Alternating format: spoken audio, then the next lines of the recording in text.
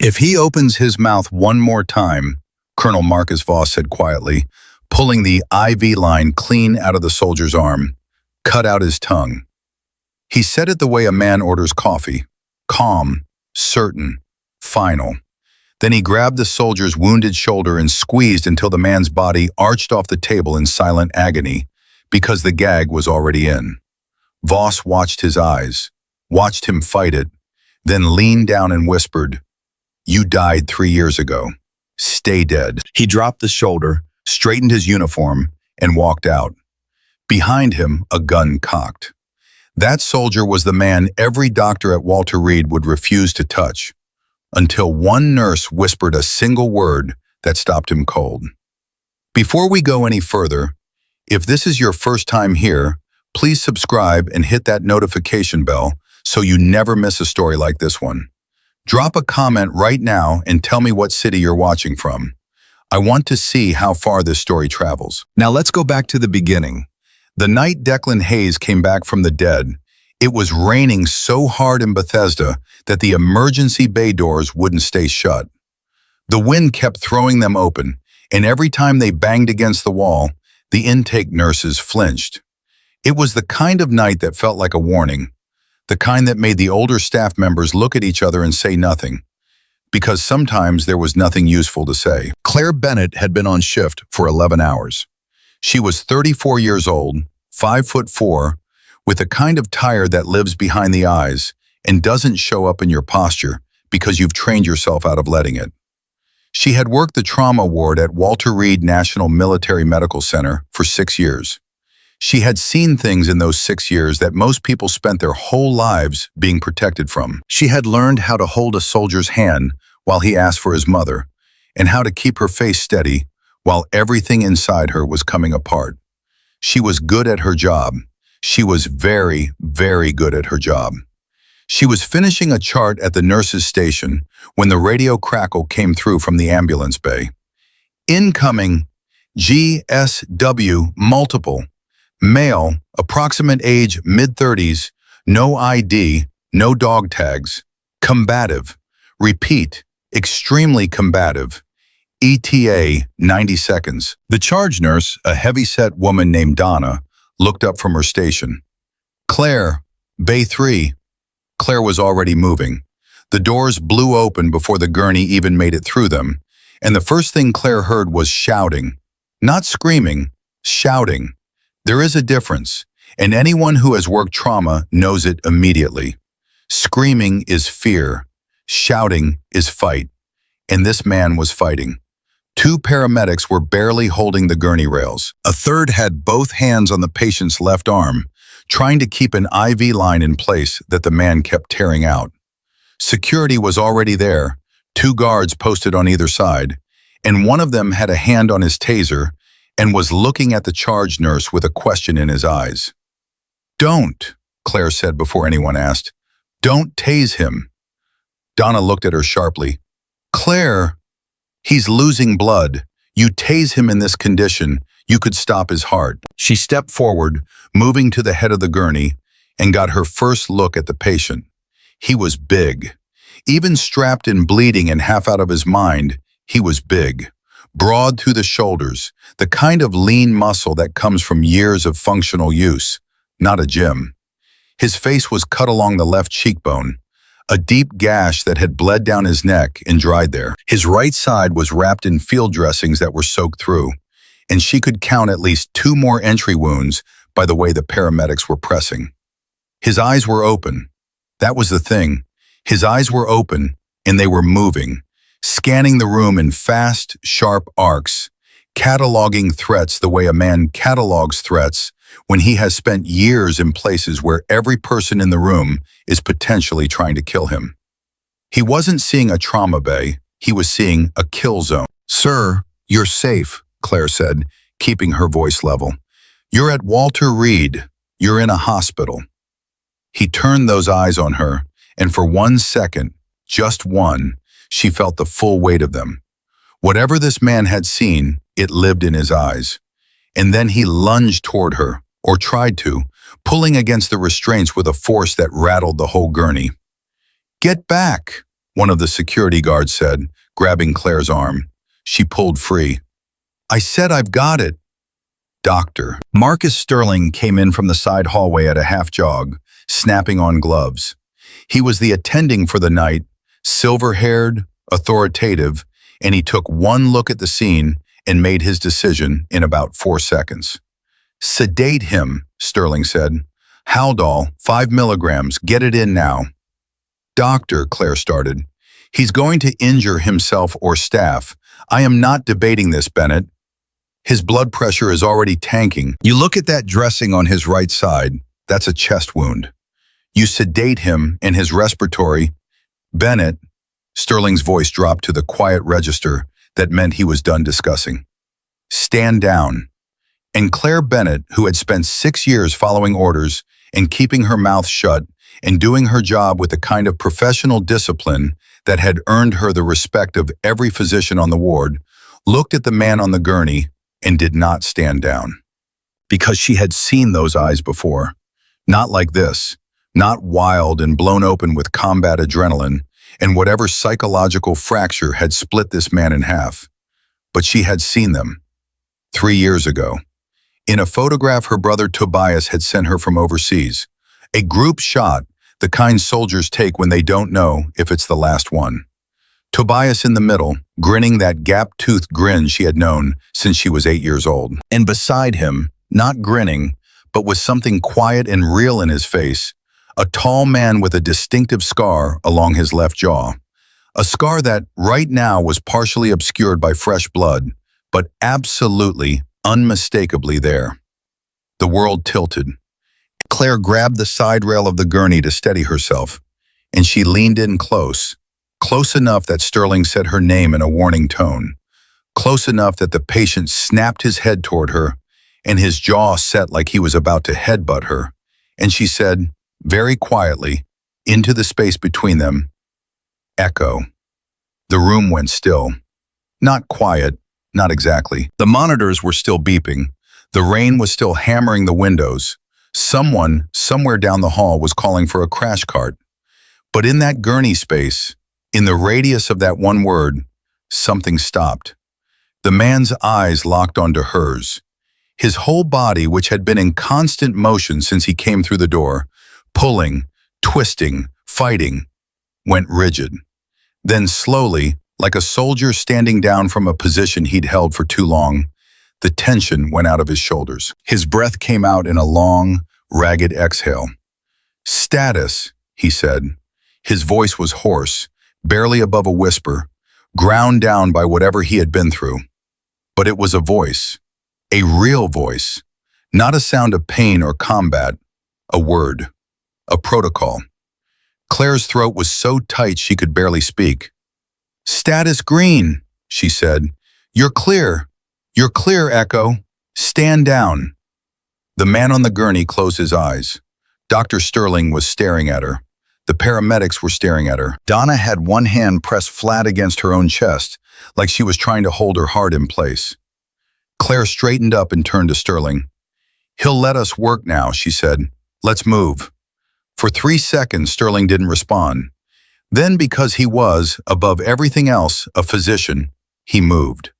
What followed was controlled chaos, the particular efficient madness of a trauma team doing what trauma teams do. Claire worked alongside them, passing instruments, monitoring vitals, doing the dozen small necessary things that kept the larger process moving. She did not look at the patient's face again. She could not afford to. If she looked at his face, she would think about Tobias. And if she thought about Tobias, she would not be able to do her job.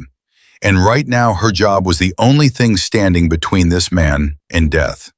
His name was not in the system. That was the first strange thing. Every soldier who came through Walter Reed had a file, a service number, a record of some kind. Even the classified cases had placeholder entries that the right clearance could open.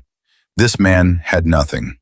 The paramedics who brought him in said they'd found him at a rest stop off Route 50, flagged down by a trucker who'd seen him staggering across the parking lot. No vehicle, no identification, no phone. Nothing except the wounds in the field dressings that someone, presumably himself, had applied under conditions that suggested both medical knowledge and extreme desperation. Claire thought about that while she worked. Someone had taught this man how to dress his own wounds. Someone had also apparently left him alone and bleeding at a rest stop outside of Bethesda with no identification and no way to call for help. Those two facts sat next to each other in her mind like a puzzle she didn't have enough pieces for yet. The chest wound was the critical one. Sterling got in there and Claire watched him work, handing off what he needed, and after 40 minutes of focused and nearly silent effort, Sterling straightened up and said, "He's going to make it," with the flat certainty of a man who does not celebrate survival, because in his world, survival is the floor, not the ceiling. They moved the patient to a private room. Claire made sure she was the one assigned to his post-op monitoring. She did not explain why. She did not need to. She was senior on the floor, she had the time, and she made the call before anyone thought to question it. She sat down in the chair beside his bed and waited. He was unconscious for 4 hours. Claire did her rounds, came back, checked his vitals, went and stood at the window for a while looking at the rain, came back again. She thought about calling someone. She didn't know who. She thought about pulling up what records she could find. She found nothing. At 2:47 in the morning, Declan Hayes opened his eyes. He was oriented immediately. That was the thing about men like him, Claire would learn. They came up out of unconsciousness like they came up out of water. Fast, alert, ready. He looked at the ceiling, then at the IV in his arm, then at the monitors, then at the window, and then at her. All of it in under 10 seconds. A full tactical assessment of his environment before he said a single word. "You're still here," he said. "I'm your nurse," Claire said. "That's not why you're still here." She looked at him for a long moment. "What's your name?" His jaw moved. Something shifted behind his eyes. "You already know my call sign. You know how to use it." "A call sign isn't a name." "No," he said quietly. "It's not." Claire leaned forward in her chair. She had been rehearsing this moment in her head for 4 hours, thinking about how to say it, how to ask, whether to ask at all. In the end, she just said it plain, the way she had learned to say hard things. "I think you knew my brother, Tobias Bennett. He served with SEAL Team 7. He was killed 3 years ago in an extraction mission in. I know who Tobias was." The past tense hit her like a physical thing. She had known, of course.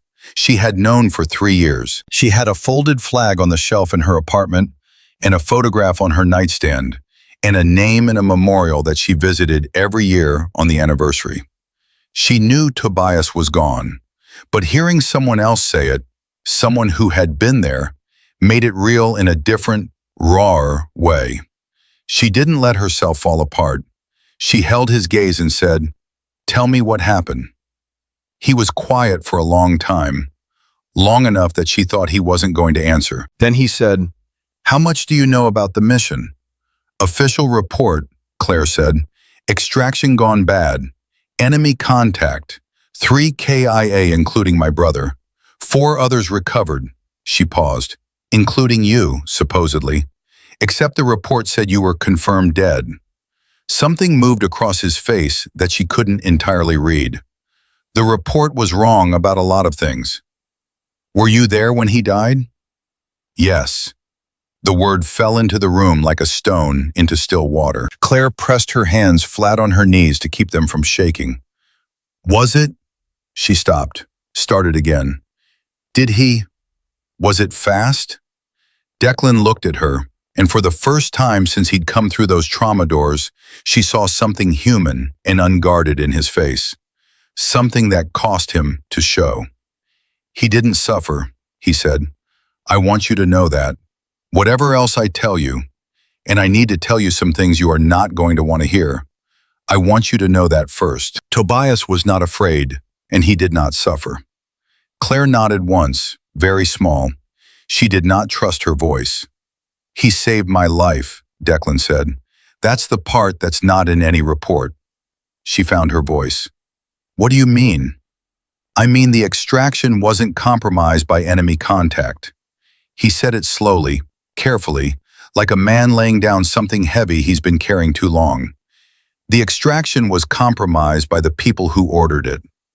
Claire felt the air in the room change. What are you saying? I'm saying someone on our side gave up the location. On purpose. I'm saying the 3 men who died that night died because someone needed them dead. He held her gaze.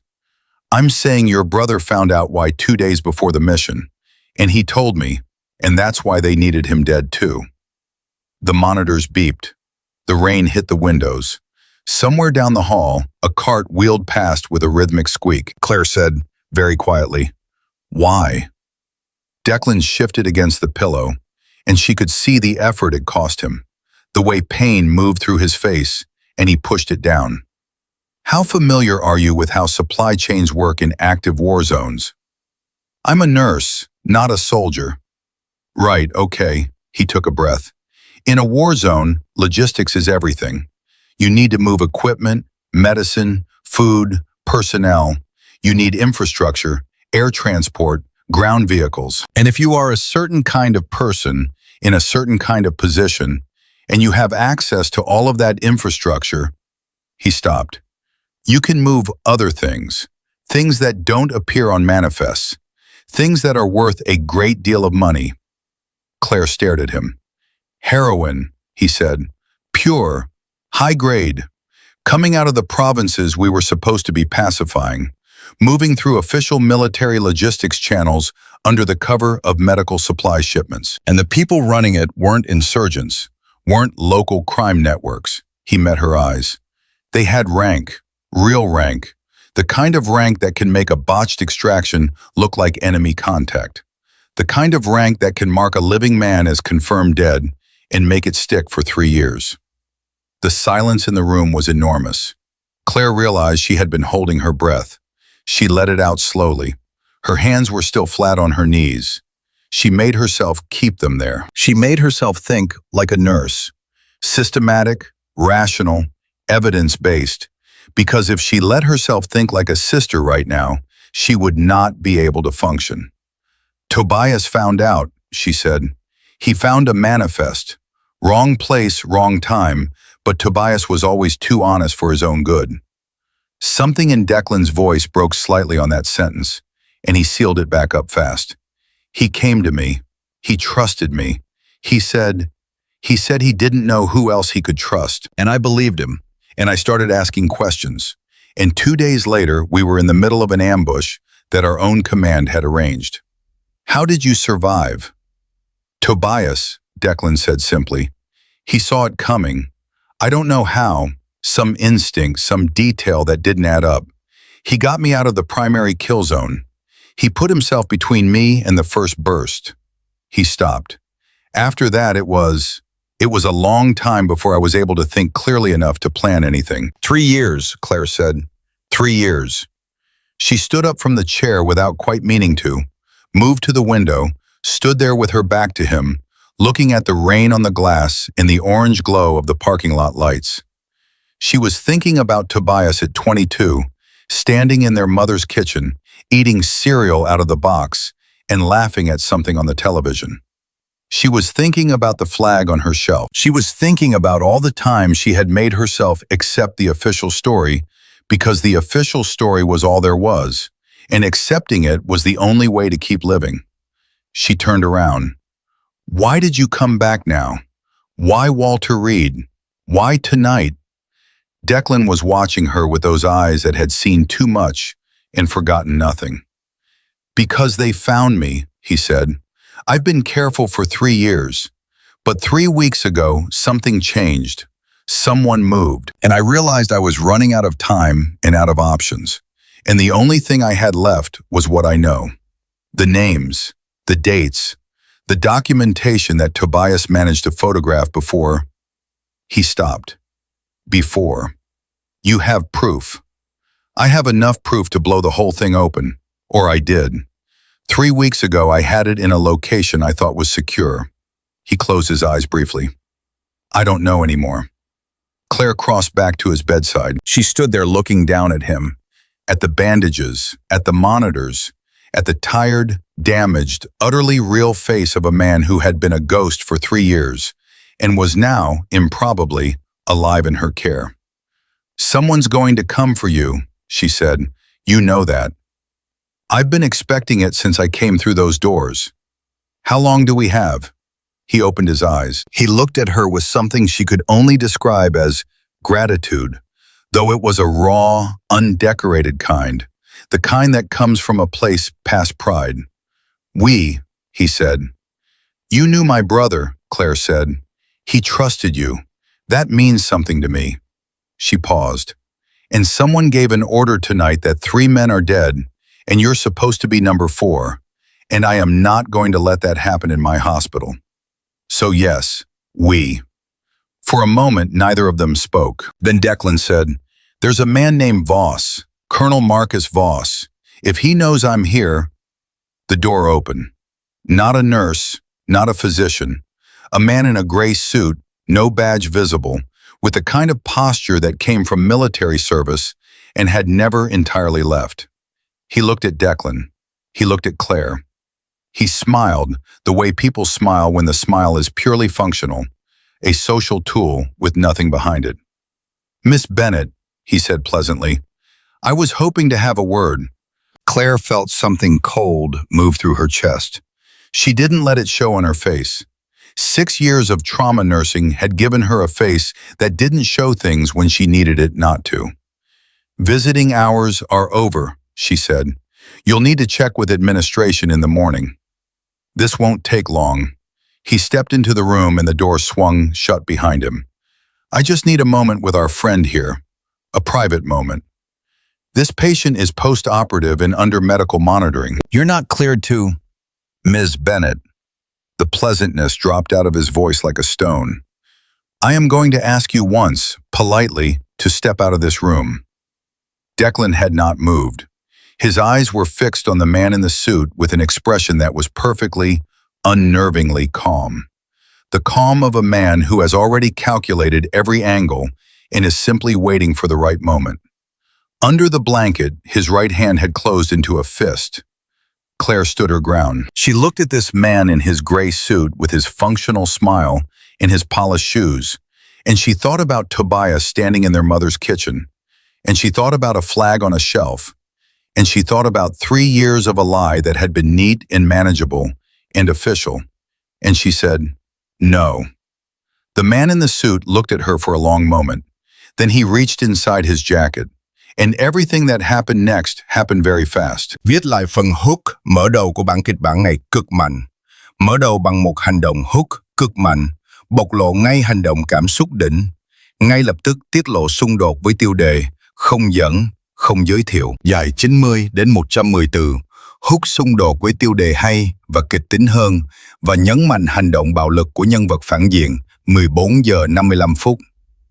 Orchestrated intense villain-driven opening with immediate title conflict.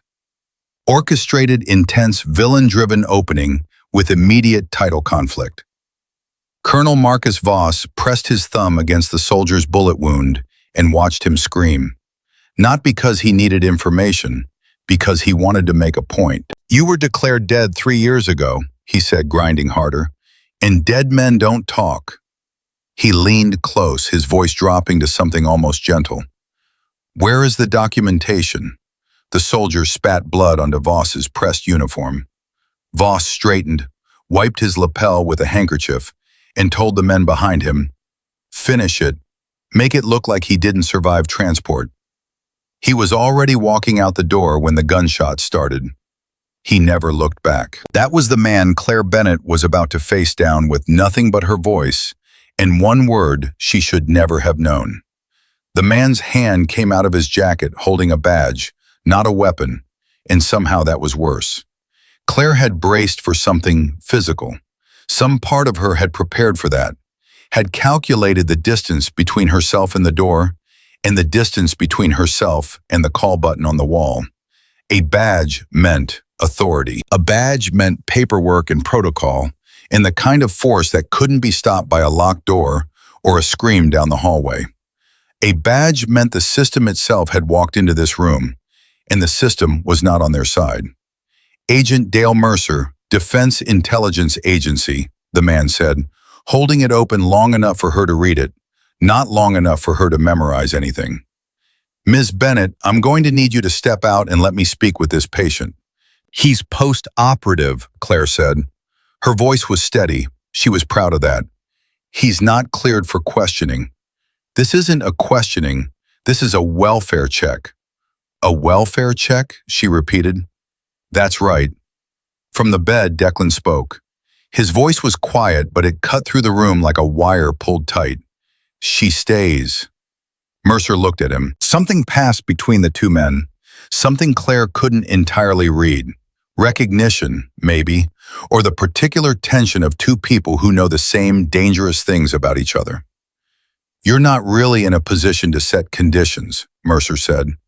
And yet, Declan held his gaze without blinking.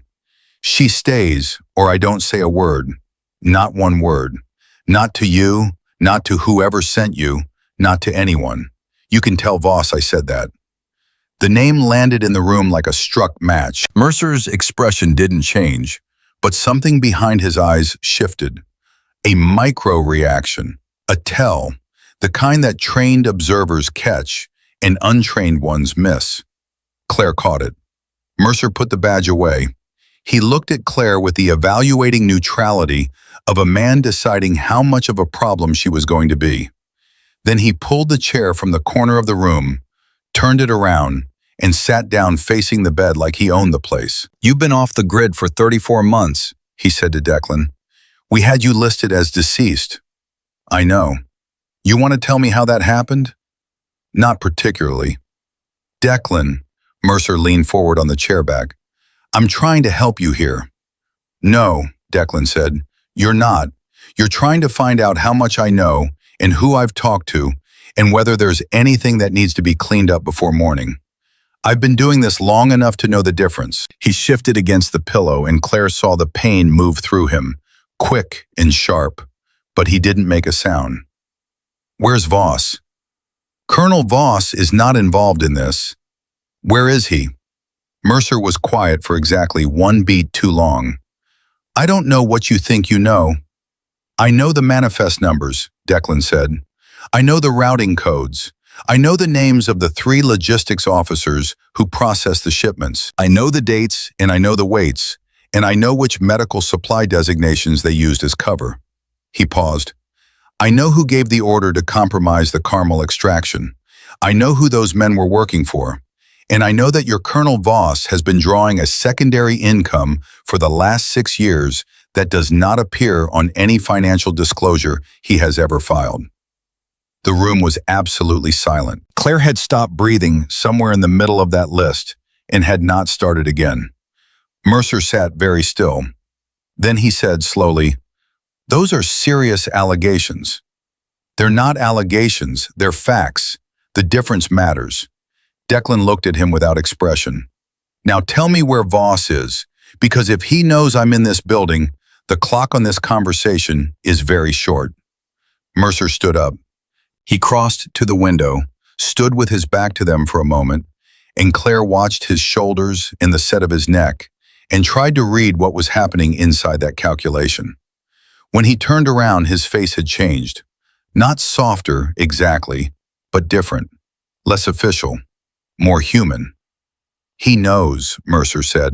"He's been notified. I have maybe 20 minutes before this room gets a lot more crowded." Claire felt her stomach drop. 20 minutes. Give or take. Mercer looked at Declan. "I'm not your enemy. Prove it.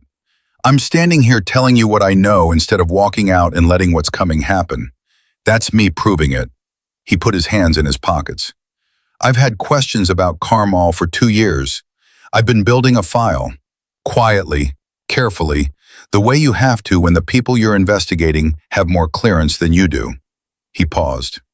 "I need what you have, the documentation, the proof." Declan was quiet. "I know you don't trust me," Mercer said. "You'd be stupid to trust me. But right now you are post-operative. You are without identification. You are in a building that Voss has access to, and in about 18 minutes this room is going to fill up with people whose job is to make sure you stay a dead man. He spread his hands. So what's it going to be? Claire looked at Declan. Declan looked at Mercer. The documentation is not here, Declan said finally. Where is it? Somewhere it can't be reached by anyone working for Voss. Can it be reached by you? Not from this bed. Mercer absorbed that. Okay, here's what we do. I get you moved, medical transfer, routine, nothing flagged, out of this ward, out of this building, somewhere I can control the perimeter. Why would I trade one room I don't control for another room I don't control? Because the other room doesn't have Voss's people in it. Yet. Mercer made a sound that was almost a laugh. You're bleeding through your bandages. You've got at least one more round in you that the surgeons haven't found yet, and you're still running ops from a hospital bed. He shook his head. God, you really were one of the best. I still am, Declan said flatly. Claire had been standing at the foot of the bed, listening, cataloging, doing what she always did under pressure, filing everything into ordered compartments so she could function. Now she stepped forward. I have a question. Both men looked at her. The transfer. If Voss has people in this building, how does a transfer happen without them knowing? Mercer looked at her with a new kind of attention. That's the right question. So what's the answer? It involves the transfer looking like something it isn't. He paused. And it involves you. Claire waited. You're his primary nurse. You have chart access, you have floor authority, and more importantly, you are not in any file Voss has been watching. You're a civilian, a nurse. Nobody's running surveillance on you. He held her gaze. If a patient were to be moved under the pretense of a diagnostic imaging order, a late-night CT, say, ordered by the attending, and that patient were to be diverted from radiology to the service exit on the east wing, the attending would have to sign off on the imaging order, Claire said. Can you make that happen? She thought about Sterling, thought about the way he'd looked at her when she'd refused to stand down in the trauma bay, the slight narrowing of his eyes that meant he was recalibrating his read on her. Sterling was not corrupt, she was certain of that, but he was cautious, and he was political, and he did not like disruptions to his orderly world. Maybe, she said. Ms. Bennett, Mercer said carefully, I want to be clear with you about something. What I'm asking you to do is outside your job description and carries real risk. The people involved in this are not going to be careful about who gets caught in a crossfire. You have the right to walk out of this room and let me handle it. Claire looked at Declan. Declan was watching her with those quiet, tired eyes that had already seen exactly how this was going to go. My brother died because he did the right thing and nobody stood with him, she said. I'm not walking out. Declan closed his eyes briefly. When he opened them, something had shifted in his face. Something unguarded, real, and quickly controlled. You sound like him, he said. She didn't answer that. She turned to Mercer. Give me 10 minutes. She found Sterling at the nurse's station, finishing a consult note with the focused, unhappy energy of a man who wanted to be anywhere else. Claire sat down next to him, not across from him, the way you sit next to someone when you want the conversation to feel collaborative instead of confrontational. I need a CT order on the patient in room 14, she said. Right now. Sterling looked up. At 3 in the morning. I'm seeing indicators that concern me. Chest pressure, irregular rhythm on the last strip. I want imaging. I reviewed him 40 minutes ago. Things change fast, you know that. She held his gaze. Marcus, please, trust my read. He studied her. Sterling had 22 years of reading people, and he was good at it. And Claire knew he was seeing something in her face that didn't fully match the clinical stories he was telling. She kept her expression even and waited. If this is about something other than the imaging, he started. It's about my patient's safety, she said, carefully, truthfully enough. Sterling put down his pen. He looked at the ceiling for 1 second. Then he picked the pen back up and started writing the order. "You're going to explain this to me eventually," he said. "I know," she said. She was back in room 14 in 8 minutes. "We have the order. We have maybe a window of 15 minutes before the charge desk logs the transport request." Mercer was already on his phone. "I have a vehicle at the east exit. 2 of my people I trust personally, not agency assigned." He looked at Declan. "Can you walk?" "I can move," Declan said, which was not quite the same thing, but was apparently the best answer available. Getting Declan off the bed was not graceful. It was the kind of painful, effortful process that reminded Claire of everything his body had been through in the last several hours. And she held his left arm and let him put weight on her without comment, because comments would have slowed them down and embarrassed him and accomplished nothing. He was white around the mouth by the time he was upright, but he was upright. Mercer had a gurney brought in, not a transfer gurney, a standard transport, the kind that moved patients to imaging every night without anyone looking twice. They got Declan onto it. Claire draped a sheet across him. He looked like a patient being moved for a scan. That was the point. They moved. The hallway was quiet at 3 in the morning. The particular institutional quiet of a hospital at night. A few nurses at stations. Distant sounds. The overhead lights on their nighttime dim setting. Claire pushed the gurney with the focus of someone doing a completely routine thing. Mercer walked alongside, close, scanning without appearing to scan. They made it to the elevator. The doors opened. They got in. The doors were 3 seconds from closing when a hand shot through and stopped them. Claire's heart lurched. The hand belonged to a man she didn't recognize, broad-shouldered, wearing a hospital security badge that she was almost entirely certain she had never seen on this floor before. He stepped into the elevator and looked at them with the specific blankness of someone who has been trained to look non-threatening and has not quite gotten it all the way right. "Late transport," he said. It wasn't a question. "CT," Claire said. "Chest protocol." The man looked at Declan. Declan's eyes were closed, which was either unconsciousness or performance. Claire didn't know which and couldn't ask. The man looked at Mercer. Mercer held his gaze with the flat, professional boredom of someone who spent a lot of time in hospital corridors. "Badge?" the security man said to Mercer. Mercer reached into his jacket.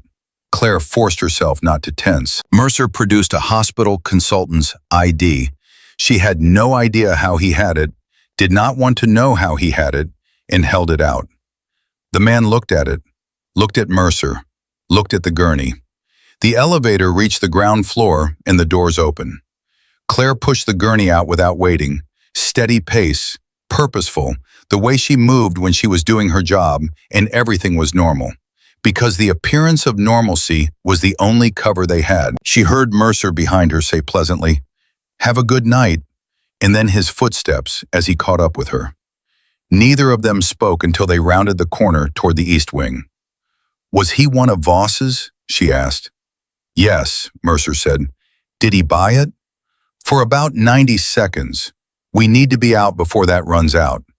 They moved faster, not running. Running draws attention, but faster. Claire pushed the gurney with both hands, leaning into it, and Declan's hand came out from under the sheet and gripped the side rail, bracing, and she could see the effort in his knuckles.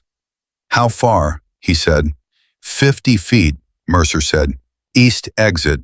Stay down." The east exit was a service door with a push bar, and beyond it the night air hit Claire like cold water. Sharp, real, carrying the smell of rain and wet asphalt. A black SUV was idling at the curb with its lights off. The back door opened before they reached it, and a woman got out, moving around to help with Declan, and Claire registered quickly. Mid-40s, efficient, the same quality of trained awareness that Mercer carried. "Lena Park," Mercer said briefly. "She's with me." They transferred Declan into the vehicle. It was not smooth. It involved Claire and Lena taking his weight between them, and Declan making a sound low in his throat that he immediately silenced. And the whole thing took less than a minute, but felt much longer. Claire stood on the curb. She had not thought past this point. She had been moving on momentum and necessity and had not thought about what came after the east exit. Mercer looked at her from beside the vehicle. "Get in." "I'm not." She stopped. Thought about the security man in the elevator with his too blank face. Thought about Mercer saying her name, Ms. Bennett, like someone who already knew who she was before he walked through the door. "They already know who I am, don't they?" Voss was briefed on everyone who came into contact with the patient. Yes. She got in. The SUV pulled away from the curb and the hospital disappeared behind them, and Claire sat in the back seat next to Declan with her hands folded in her lap and her mind moving fast through everything she had just done. The order she'd pulled, the transport she'd arranged, the building she'd just left without her badge or her bag or any of the ordinary anchors of her ordinary life. "You okay?" Declan said. His voice was rough, low, meant only for her. "I'm processing," she said. "Take your time." "We don't have time." "No," he agreed. "We don't." Mercer turned from the front seat. "The documentation you mentioned, the proof, I need to know how to access it. If Voss moves tonight—" "He won't move tonight," Declan said. "He'll consolidate first. That's how he operates. He'll want to know what I've told, who's heard it, what the exposure is. He'll spend 6 to 8 hours building a containment strategy before he acts. That's his pattern, and he hasn't changed it in 15 years. "You know him well," Lena said from the driver's seat. "I served under him for 4 years." Declan said it without inflection, but Claire heard what was underneath it, the specific bitterness of betrayal by someone you respected. "I know exactly how he thinks." "Then we have a window," Mercer said. "A small one." Declan looked at the roof of the vehicle for a moment, and Claire watched the calculation happening behind his eyes. The real cost-benefit analysis of trust, of disclosure, of how much to put in this man's hands. The documentation is in a storage unit in Falls Church, Unit 217. The combination is the last 4 of Tobias's service number, followed by the month and year of the Carmel mission. Claire turned to look at him sharply. "You used Tobias's number. It was something Voss's people would never find. They didn't know Tobias meant anything to me. We kept it that way." He met her eyes. "He would have wanted it used for something like this." She looked away, out the window, the city moving past them in the dark. "What's in it?" "Photographs of manifest documents. A ledger, partial but enough. 3 recorded conversations on an encrypted drive." He paused. "And a letter. Tobias wrote it the night before the mission. He gave it to me to hold because he said—" His voice stopped for just a moment, controlled back into place. "He said he had a bad feeling and he wanted someone to have it in case." Claire's chest ached so sharply it felt physical. She pressed a hand flat over her sternum without thinking about it. "A letter to who?" she said. "To you," Declan said quietly. The SUV moved through the dark city, and Claire Bennett sat very still with the weight of that landing on her. And she did not cry, because she had not cried since the day the officers came to her door 3 years ago.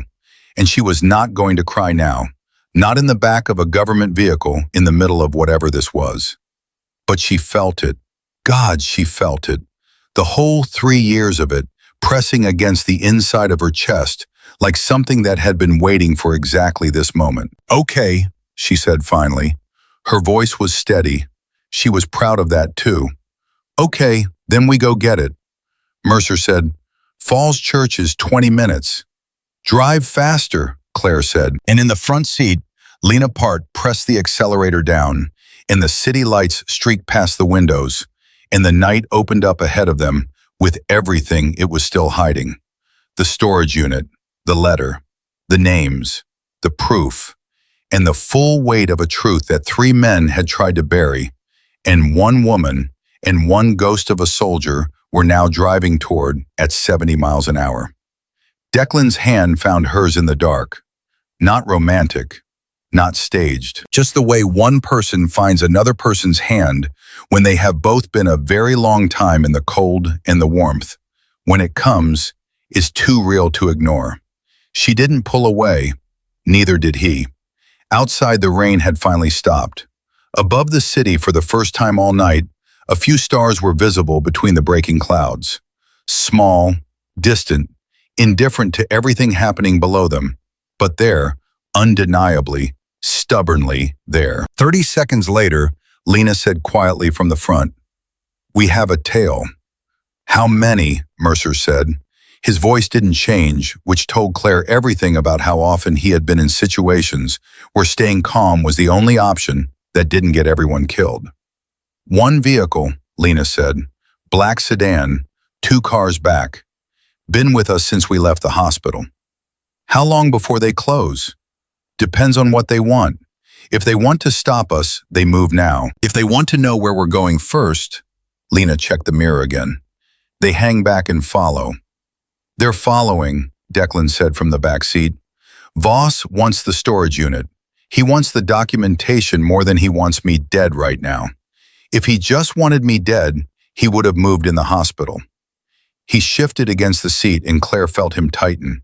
Pain, controlled, compressed into something manageable. "He needs to know what I have before he can calibrate how big the problem is."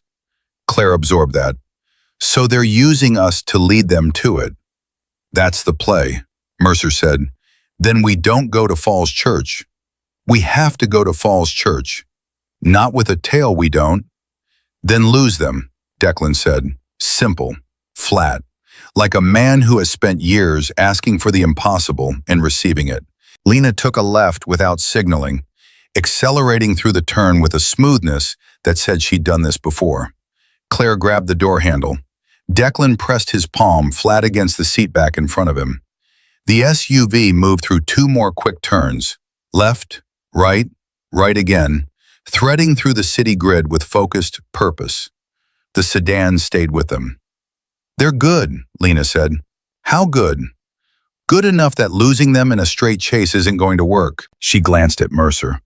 "We need an exchange." "I know a place," Mercer said. He was already on his phone.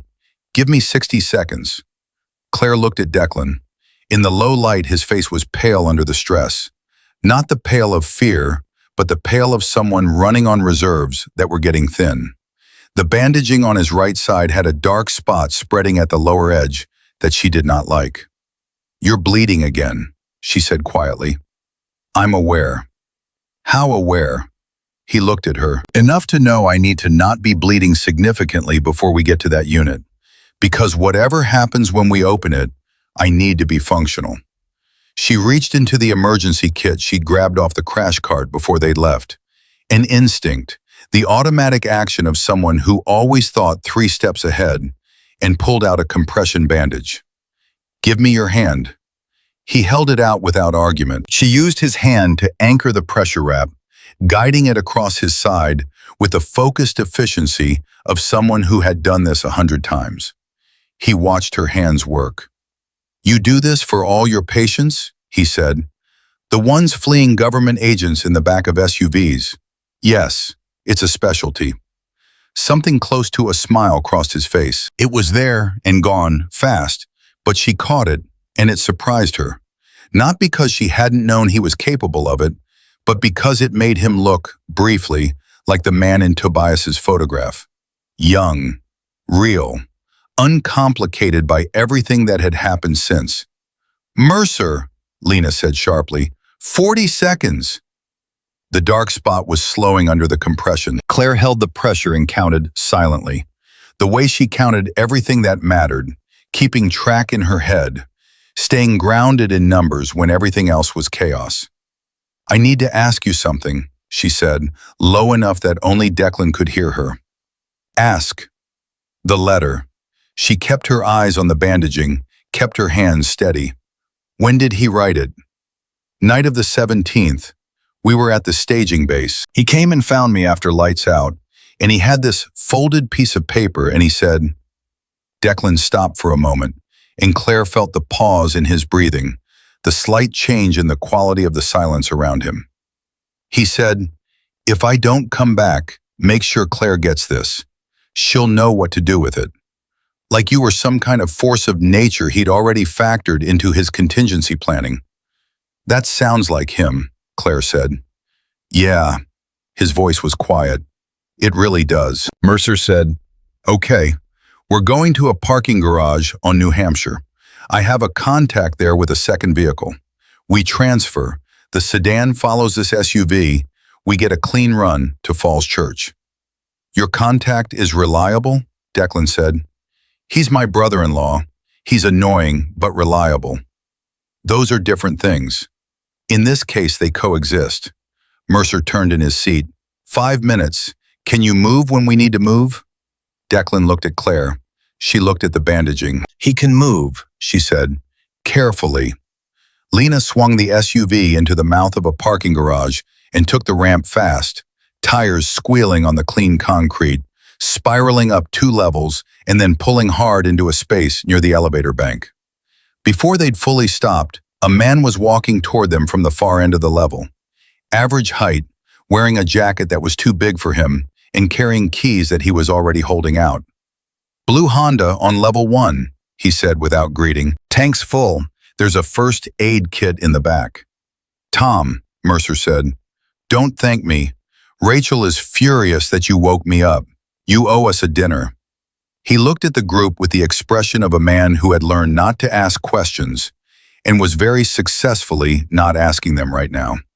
Blue Honda, level 1, keys. He held them out again. Mercer took them. Go. They moved. The transfer from the SUV to the stairwell and down to level 1 took 4 minutes and cost Declan something that showed in his jaw and nowhere else. The blue Honda was exactly where Tom said it was, unremarkable and clean and blessedly anonymous. Claire got in the back with Declan again. Mercer drove this time. Lena stayed with the SUV. She's going to keep moving, Mercer said, pulling out of the garage from the lower exit. Lead them toward Maryland. Buy us time. She know what she's doing? Claire asked. Better than any of us, Mercer said, and Claire heard in it something that wasn't just professional confidence, something more personal, more worried, that Mercer immediately covered over with focus. She filed that away. They moved through the city, no tail visible. Mercer drove with the careful, deliberate normalcy of someone who had learned that the best way to be invisible in a car was to do absolutely nothing that a traffic camera would flag. Declan was quiet for 3 minutes, which was long enough for Claire to start cataloging the things that worried her. His color, the tension around his eyes, the slightly too controlled quality of his breathing. Then he said, without opening his eyes, Voss brought me in 3 years ago, after Carmel. Mercer said, Go ahead. I wasn't supposed to survive the ambush. Tobias made sure I did. But when I came back, when I made it to the nearest fire base, I was in bad shape. And Voss was the one who debriefed me, personally. He opened his eyes, stared at the back of the seat in front of him. He sat across from me for 4 hours. I was on IV fluids and 2 hours out of surgery, and he sat there and he asked me about the mission, and he watched my face the whole time, and I didn't understand what he was doing. I thought he was being thorough. I thought he stopped. I trusted him. 4 years of service under that man, and I trusted him. And he was sitting in that room deciding whether I knew what Tobias had found out, whether I was a liability. What did you tell him? Mercer asked. Nothing that indicated I knew about the heroin. Tobias had told me the night before the mission, but it was fast and fragmentary, and I hadn't had time to think it all the way through. I was in shock after the ambush. I think Voss decided I was manageable. He paused. He processed me as KIA anyway. I found out 2 weeks later when I tried to call my unit, and my service number came back as inactive. Deceased. Why? Claire said. If he thought you didn't know. Because I was the last person to see Tobias alive, Declan said. Because a living witness to what happened on that hillside, even one who didn't know the full story, was a loose thread. And Voss doesn't leave loose threads. He said it without anger. That was the thing. He said it with the flat, used-up acceptance of someone who had spent 3 years digesting a betrayal and had come out the other side with nothing left to burn. He had me listed as KIA, and I had two choices: disappear and stay alive, or surface and get finished. "So you disappeared," Mercer said. "I disappeared, and I spent 34 months pulling at every thread I could find, from the outside, with nothing but my training and Tobias's last words in my head." He looked at Claire. He said, right before everything went wrong, right before the first contact, he grabbed my arm and he said, "Get it out. Get the proof out and get it to someone who can do something with it. If not you, then Claire." He held her gaze. "I didn't know if I'd ever find you. I didn't know if you'd believe me. And then I ended up bleeding out at a rest stop 40 minutes from this hospital, and the one nurse who came for me was..." "Me," Claire said. "You," he said. The word sat between them, heavy with everything it contained. Coincidence, fate, the particular brutal mathematics of how lives intersect and diverge, and sometimes, against all reasonable probability, intersect again. Mercer said, "Falls Church, 4 minutes." The storage facility was the kind of place that existed in every suburb of every American city. Long, low buildings, roll-up doors, security keypad at the entrance, overhead fluorescence that buzzed at a frequency designed to make everyone uncomfortable. At 3:45 in the morning, it was empty and quiet, the kind of quiet that had weight to it. Mercer punched in the access code. Declan gave it to him from the back seat, and the gate rolled open. Unit 217 was in the second building, halfway down a long corridor. Declan insisted on being the one to work the combination lock, and Claire stood beside him and let him lean slightly without making it visible, because she understood by now how much his self-sufficiency mattered to him, how deeply it was wired into his identity. The lock opened on the first try. He rolled up the door. Inside was a military-grade storage box, a folding chair, and a small fireproof safe. Nothing else. No furniture, no clutter, no evidence of a life beyond these objects. The particular austerity of a man who had been living in the margins for 3 years. Declan went to the safe. He crouched in front of it. Claire heard the small sound he made doing it, heard him absorb it and continue, and work the combination. The door swung open. He reached in and produced a thick manila envelope, sealed and taped, with no markings on the outside. A small hard drive in a waterproof case, and a smaller envelope, white, letter-sized, with one word written on the front in a handwriting Claire recognized before her brain had fully processed what she was seeing. Tobias's handwriting. Her name. Claire. Her hand came out and she stopped it. Not yet. Not here, not now, not in front of 2 government agents in a storage unit at 4 in the morning. She would read it. She would read it when she had space and silence, and when she was not needed to be functional. She owed herself that much. She owed Tobias that much. "This is everything," Declan said, standing, handing the manila envelope and the hard drive to Mercer. He held on to the white envelope and held it out to Claire himself. She took it, put it in the inside pocket of her scrubs jacket, against her chest. Mercer was already opening the manila envelope. Claire watched his face as he went through the first few pages, the measured, trained neutrality of a professional intelligence officer, cracking open and then slowly, despite all his training, losing the neutrality as he read. Something moved through his face that she could only describe as impact. The look of a man who had suspected something terrible and is now holding the proof that he was right, and finding that being right feels nothing like he expected. "This is real," Mercer said quietly. He was not asking. "Every page," Declan said, "the routing codes, the manifest numbers." Mercer turned another page. "These names, these are..." He stopped, looked up. "There are names in here I did not expect." "There are names in there that will surprise a lot of people," Declan said. "Voss is not operating alone. He never was. The network goes up further than Voss. 3 levels up at minimum.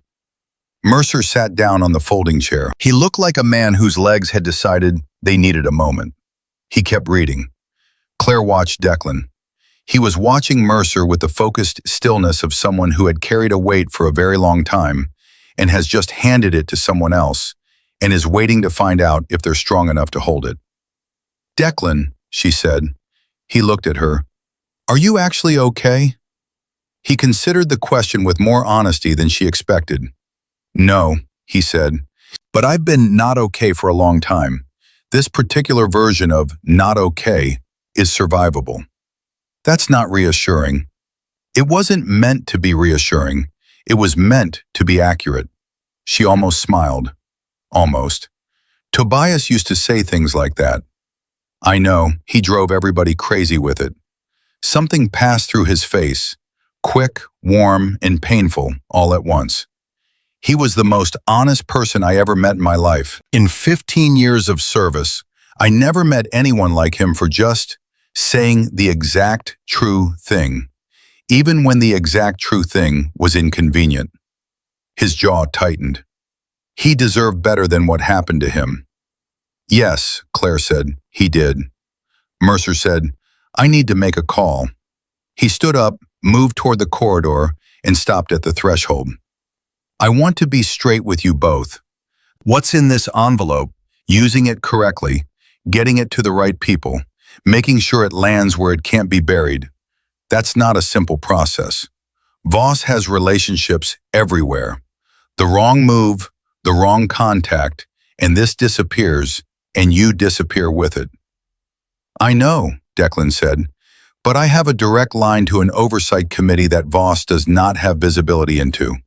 Congressional level. The chair owes me one very large favor that I have been saving for something exactly like this.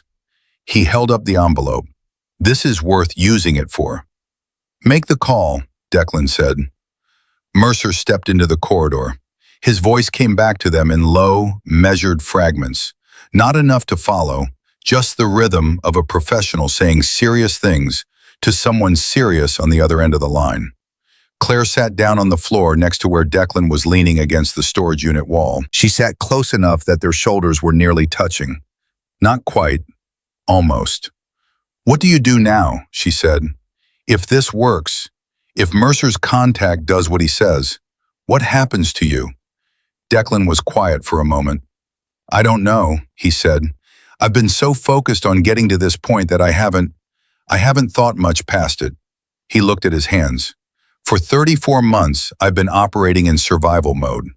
Everything was tactical. Everything was the next step, the next move, the next problem to solve. I don't have, he paused, finding the words. I don't have a picture of what normal looks like. Not anymore. You could find out, Claire said. He looked at her sideways. What normal looks like, she said. You could find out. It's not a fixed state. People build it from scratch all the time. She paused. I did. After Tobias. You find out what's left and you build from there. He didn't answer immediately. Then he said, How? You start with one day, she said. Just one. You don't have to know what the rest looks like. You just have to get through one. He absorbed that. Nodded. Once. Slowly. One day. Mercer's footsteps came back down the corridor before Claire could say anything more. He stood in the doorway with his phone at his side, and his expression was different. Tighter. More urgent. The ease of resolution replaced by something sharp. We have a problem, he said. Claire looked up. What happened? My contact on the oversight committee. He stopped, took a breath. Her name is Senator Patricia Holloway. I just reached her chief of staff. He paused again, and in the pause, Claire felt the shape of what was coming before the words arrived. Senator Holloway was in a car accident 40 minutes ago. She's in surgery at Georgetown University Hospital.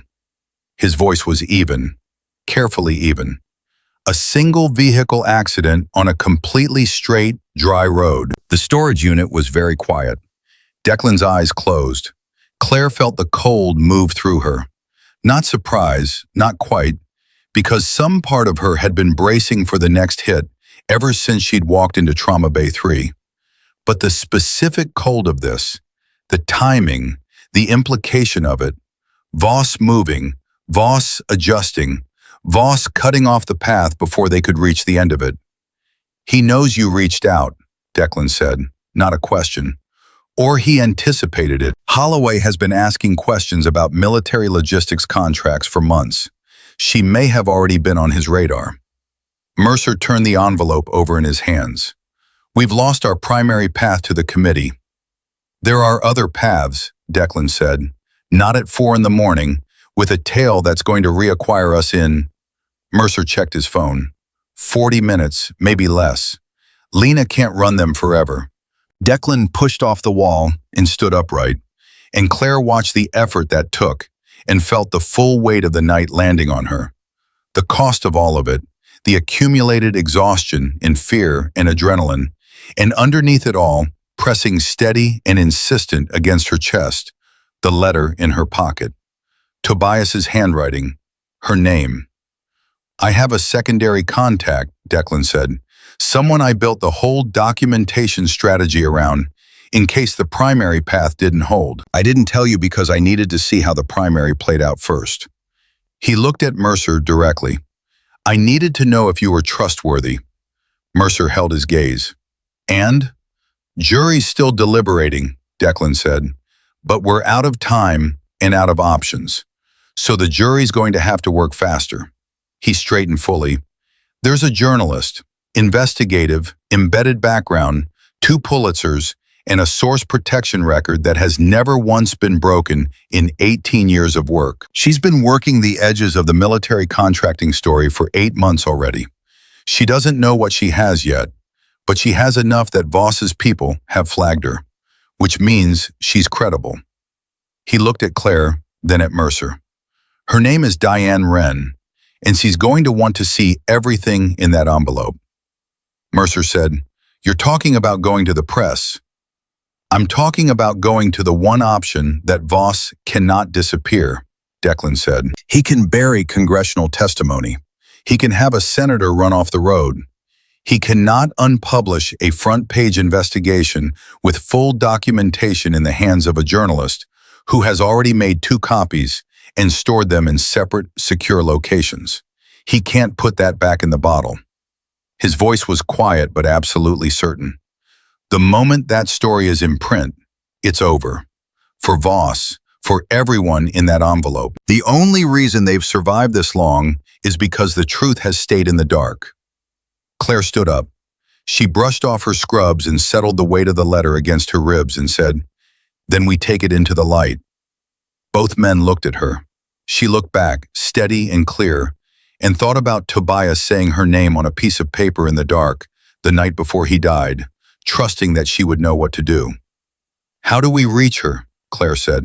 And outside, somewhere in the direction they had come from, a pair of headlights swept across the entrance of the storage facility and slowly, deliberately stopped.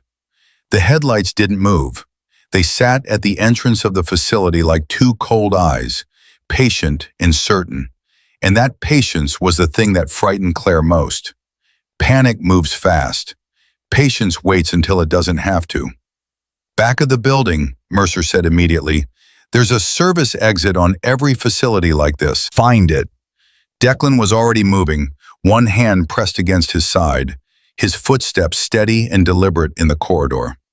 Claire stayed close enough to catch him if he needed it, and far enough back to let him believe she wasn't. She had learned that about him in the space of a few hours, that his pride was not vanity, it was structure. The thing that held him upright when everything else was trying to bring him down. Mercer pulled the storage unit door down behind them without latching it. Latching it would have taken 4 extra seconds and cost them sound. The corridor stretched ahead, fluorescent and cold, and they moved through it in a tight, fast line. How did they find us? Claire said, keeping her voice low. We switched vehicles. They didn't follow the vehicle, Declan said without turning around. They followed the access code. Mercer used a code to get us into this facility, Mercer said. That code was clean, off book. Every code leaves a log. Someone on Voss's side has access to storage facility entry systems. Government contract. He kept moving. They didn't need to follow us. They just needed to wait for us to open the door ourselves. Claire processed that. The specific, horrible efficiency of it, sitting back, letting them run, letting them feel like they'd escaped, and then simply reading the electronic trail they'd left by doing exactly what they needed to do. She thought about the way Voss had sat in that debriefing room with Declan 3 years ago, watching his face, calculating. This was the same thing. Voss didn't chase. He positioned himself at the destination and waited. The service exit was at the far end of the building, a heavy metal door with a push bar and a warning that an alarm would sound. Mercer looked at it, looked at Declan, made a decision. Alarm's going to tell them exactly where we came out, he said. By the time they reposition, we're already across the back lot, Declan said. It's 30 seconds of exposure. We manage it. He looked at Claire. Stay right behind me. I know how to run, she said. Something crossed his face. That almost smile again, there and gone. Hit it, he said to Mercer. Mercer pushed the bar. The alarm went off, sharp and immediate, slicing through the quiet. They went through the door fast, Claire right behind Declan, Mercer pulling it shut behind them. The back lot was asphalt and dark except for the ambient orange glow of the city sky above them. And Claire ran, really ran, the way she hadn't run since college, arms pumping, the letter in her pocket pressing against her ribs with every stride. And she did not think about anything except the far edge of the lot and the chain-link fence at the border and the street beyond it. Declan hit the fence first. He went over it in a single, fluid motion that cost him. She heard the sound he made when he landed, low and involuntary and immediately controlled. And then he turned back, and his hands were on the top rail, and his eyes were on her. She didn't need his help. She went over clean. Mercer came right behind her. Behind them, voices. The sound of a car door. They were moving. Mercer was on his phone before his feet were on the ground. Lena, new location. I'm sending coordinates, he typed with one thumb while walking fast. We have 3 minutes, maybe 4. Claire stayed at Declan's left shoulder. His breathing was labored in a way it hadn't been 20 minutes ago, and the dark spot on his bandaging was back, larger than before. She did not say anything about it. She would deal with it when they were not being actively hunted. Where are we going? She said. 1 block north, there's a 24-hour diner, Mercer said. We go inside. We're 3 people stopping for coffee. Nobody follows people into a lit civilian space with witnesses unless they are completely out of options. He paused. It buys us 10 minutes to make the call to Wren. You have Diane Wren's number? Declan said. I have a way to reach her. She has a secure line for exactly this kind of contact. Mercer glanced at him. She called me 6 months ago, said she was following a thread about military logistics and wanted a background conversation. I told her I couldn't help her, but I kept her number. Why? Mercer was quiet for one beat. Because even then, some part of me knew this day was going to come, he said, and I wanted to have the right number when it did. The diner was the kind that had been in the same location for 30 years, with vinyl booths and a counter and a bored overnight staff who had seen every kind of person come through the door at 4 in the morning and had long since stopped wondering about any of them. A man in worn clothes and a nurse in scrubs, and a man in a suit, not even the strangest combination they'd seen this week. They took a booth in the back. Claire sat beside Declan and Mercer sat across, and Mercer had his phone out and was dialing before the menus hit the table. The call picked up on the second ring. The voice on the other end was wide awake, which told Claire that Diane Wren either never fully slept or had been expecting something like this for a while. Yes, she said simply. This is Mercer, DIA. We spoke 6 months ago. A short pause. I remember. I have something for you. Documentation. Hard evidence. Multiple sources corroborated. The story you've been working. He looked at Declan across the table as he said it. It's bigger than you know. Another pause. Longer this time. How much bigger? Names you haven't gotten to yet. Financial records. Recorded conversations. He picked up the manila envelope and set it on the table between them like a piece of evidence being entered into the record.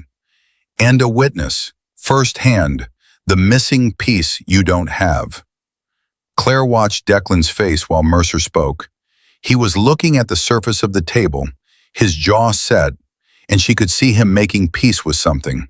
The decision to step out of the shadow for good, to stop being a ghost, to put his real name back on the record and everything that came with it. It was not a small thing.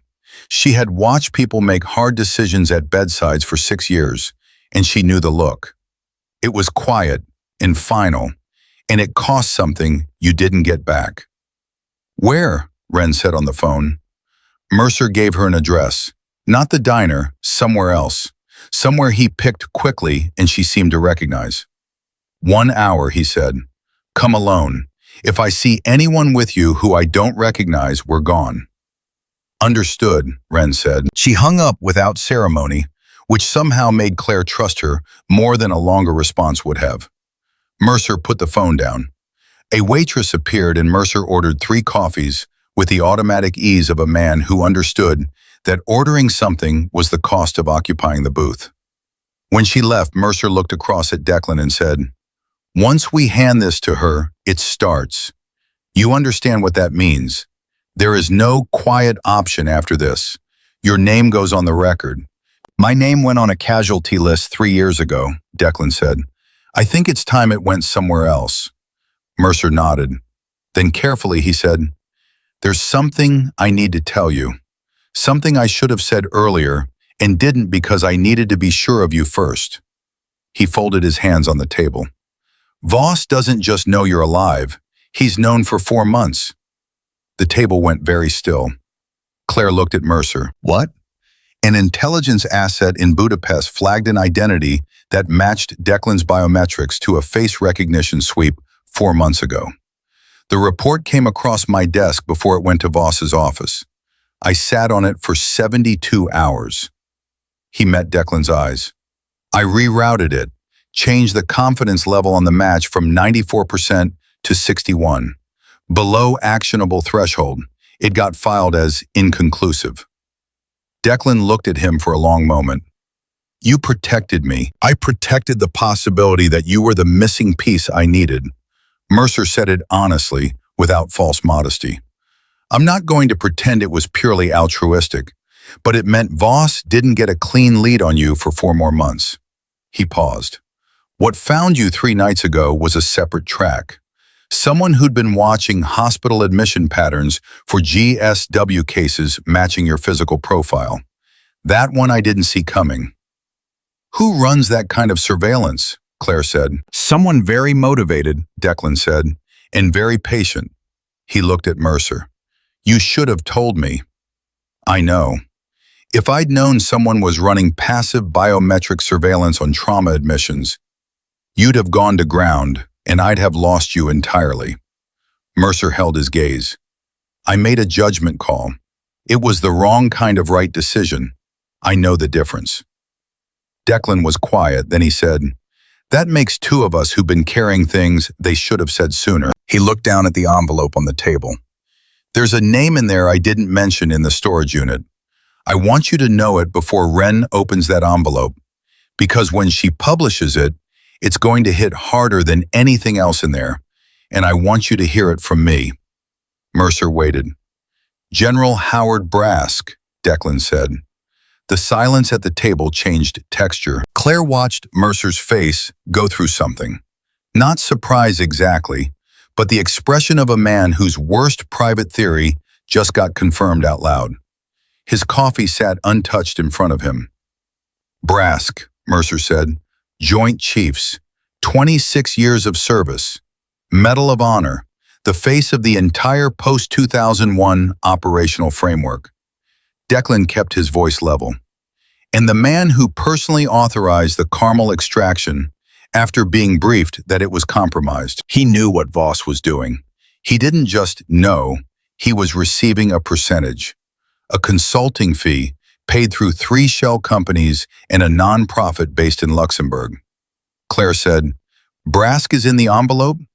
Financial records, correspondence, and one recorded phone call between him and Voss made 6 weeks after Carmal, in which they discussed by implication the disposal of loose ends. Declan looked at her. By loose ends they meant me, and they meant Tobias, past tense, by that point, for Tobias. She held very steady. She had been holding very steady for hours now, and she was going to keep holding steady because she was not finished yet, and Tobias had trusted her to see this through, and she was not going to let his faith in her run up against the limits of her endurance. Not here, not yet. "That's why the senator's accident happened tonight," Mercer said slowly. "It wasn't just about us reaching out to Holloway. Brask has people watching every committee member with oversight jurisdiction. The moment any pressure moves in that direction, he cuts the channel," Declan said. "Yes. Then even with Wren," Mercer started. "With Wren, Brask can't cut every channel simultaneously. He can have a senator run off a road. He can have a journalist discredited, but he cannot have a senator run off a road and have a journalist's office broken into, and have me disappear from a hospital and keep every single one of those stories from connecting." Declan looked at him steadily. "The only reason any of this has worked for this long is because it stayed invisible. The minute it becomes visible, the minute 2 independent threads point to the same name, the protection collapses. He knows that. That's why he's moving so fast tonight. He's trying to get ahead of it before it becomes visible." "He's already too late," Claire said. Both men looked at her. "He's already too late," she repeated, "because Declan is alive, and I know he's alive, and you know he's alive, and Lena knows, and your brother-in-law with the Honda knows, and Wren is on her way to a meeting right now. That's 5 people outside his control." She paused. 6, counting the waitress who just saw all of us. "But I think we can leave her out of it." She looked at Declan. "He had one window to keep this contained, and it was 3 hours ago, when you were still on that gurney and I was the only one who knew who you were. That window is gone." Declan looked at her with that particular quality of attention she had noticed from the very first moment he'd focused on her. The full, undivided, nothing held back attention of someone who did not look at people casually. "When Tobias talked about you," he said, "he always said you were the smartest person he knew. He said it like it embarrassed him slightly, because he was the one who joined the military, and you were the one who stayed home, and somehow you were still the one who saw things clearest." Claire's throat tightened. She looked at the table. "He was generous. He was accurate," Declan said. "He was always accurate." Mercer's phone buzzed. He looked at it. "Lena. She's shaken the tail. She's 4 minutes out. She'll take us to the meet point." He looked up. "We need to move in 2 minutes." Claire nodded. She looked at Declan. "Can you make it one more move?" "Ask me that in an hour," he said. "I'm asking you now." He met her eyes. "Yes," he said, simply, completely. She stood up. Mercer left cash on the table without counting it. They moved toward the door with the purposeful casualness of people whose entire survival depended on looking unremarkable. And Claire thought about the letter in her pocket and told herself again, later, later, later, and kept moving. Lena was at the curb in the blue Honda. The transfer was wordless and fast. Claire registered that Lena had a cut above her left eye that hadn't been there an hour ago and did not ask about it, because Lena's expression made absolutely clear that the question was not welcome and the answer was already handled. The meet point was 20 minutes away. Mercer and Declan talked in the front seat.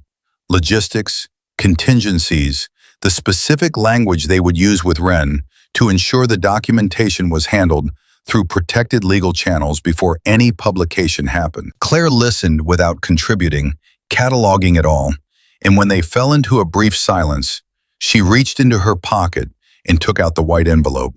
Her name in Tobias's handwriting. The letters slightly uneven in the way they always were when he wrote fast, which was always because Tobias had never done anything slowly in his life. She ran her thumb along the sealed edge. She didn't open it, not yet, but she held it, and she let herself feel the full reality of it, that her brother had held this same paper, had pressed this envelope closed, had thought about her face when he did it, that he had been afraid enough to write it and brave enough not to let the fear stop him from going anyway. That was Tobias. That had always been Tobias. "He talked about you every week," Declan said from the front seat, without turning around. Like he knew. Maybe he did. Some guys talk about their families less when they're deployed because it hurts too much. Tobias was the opposite. He talked about you more. Like keeping you present made the distance shorter. Claire didn't answer immediately. Then she said, "What did he say?" "That you were stubborn. That you argued with doctors when you thought they were wrong, and you were usually right. That you made the best chicken and rice of anyone he'd ever met." His voice was quiet. "That you were going to be okay, whatever happened." He said that a lot. Claire's going to be okay, like he was convincing himself. Claire pressed her lips together, held the envelope tighter. "He didn't need to convince himself," she said. "He just needed to know I wasn't going to waste it." "Waste what?" "Whatever time I had that he didn't get," she said. The Honda was quiet for a moment. Outside, the city was beginning to show the first gray suggestion of pre-dawn at the edges of the sky. Not light yet, not really, but the sense that light was coming. The particular quality of 4:45 in the morning, when the night has been so long and full that the approaching day feels both impossible and necessary. Lena said, "We're here." The meet point was a parking structure attached to a hotel that had enough overnight traffic to make 3 people in a stairwell unremarkable. Mercer led them to the second level, and they waited. Claire stood beside Declan, and he was leaning more heavily now. Not dramatically, not in a way that announced itself, but she could feel it in the slight shift of his weight, the way his breathing had taken on a careful quality, managed. "When this is over," she said, "you are going back under medical care." "When this is over," he said, "I'll think about it." "That's not the same thing." "No," he agreed. "Declan," he turned his head and looked at her, and she looked back. And there was a whole conversation in that exchange that neither of them had the vocabulary for yet. Something about the last 4 hours, something about Tobias, something about the particular way 2 people find each other in the wreckage of circumstances beyond their control and discover they recognize something in the other person that they recognize in themselves. "I know," he said quietly. "I know." Footsteps on the stairwell. One set, measured, purposeful. Diane Wren was 52 years old and looked like someone who had spent decades walking into rooms where she wasn't entirely welcome and had made her peace with it. She was carrying a messenger bag, and she was alone, and she looked at Mercer, then at Declan, then at Claire, and her eyes stayed on Declan a beat longer, the way the eyes of someone who has been researching a ghost stay on the ghost when the ghost turns out to be real. "You're Hayes," she said, not a question. "Yes," he said. She looked at him for one more second, absorbing it, filing it, the journalist's particular form of controlled amazement. Then she turned to Mercer. "Show me what you have." Mercer held out the envelope. She took it, opened it, and began to read standing up. And the quality of her silence as she read was the most eloquent thing Claire had witnessed all night. A deepening, a settling, the silence of someone whose suspicions are being confirmed, page by page, and who is already somewhere behind the reading eyes, beginning to construct the architecture of how this story gets told. After 4 minutes, she stopped. She looked up. "Brask," she said. "Page 11, Declan said. She went to page 11, read it, turned to the next page, read that. Her jaw was set and her eyes were moving fast, and Claire watched her and felt, for the first time since this night began, something that wasn't fear or urgency or grief. Something that was closer to the feeling she got in the trauma bay when the vitals turned and she knew the patient was going to make it. The feeling of a tide shifting. I need the drive authenticated, Wren said. My technical contact can do it in 3 hours, Mercer said. I can have a chain of custody document. I have my own authentication process, she said. I don't use contacts I haven't vetted myself. She looked at Declan. The recorded conversations, are you audible on them? On 2 of them, yes. Your voice will need to be verified. I know, she looked at him directly. You understand what you're doing. Once this is authenticated and filed, your protection is the story itself. The only thing that keeps you safe is the fact that making you disappear at this point creates more questions than it answers. But that protection only holds if the story moves fast. Once I start making calls, it has to move faster than their response time. How fast can you move it? Claire said. Wren looked at her. 48 hours to get the essential documentation to my editor and legal team. Another 24 to verify and secure. 72 hours total to a point where it's bulletproof enough that killing it would require them to kill everyone simultaneously. She paused. I've done it in less, but I'd rather not.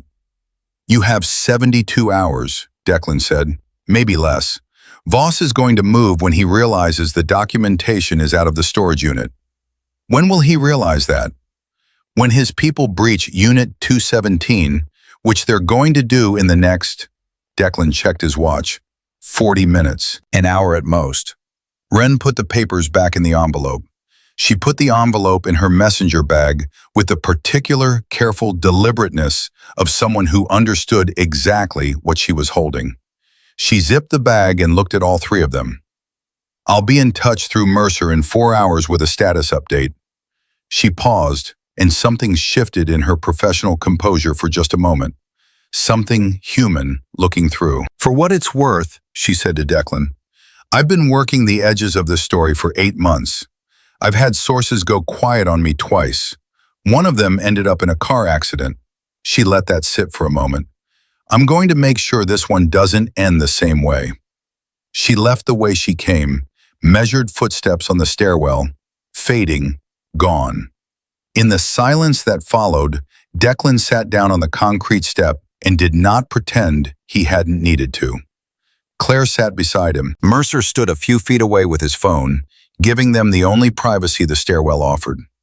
Claire opened the envelope.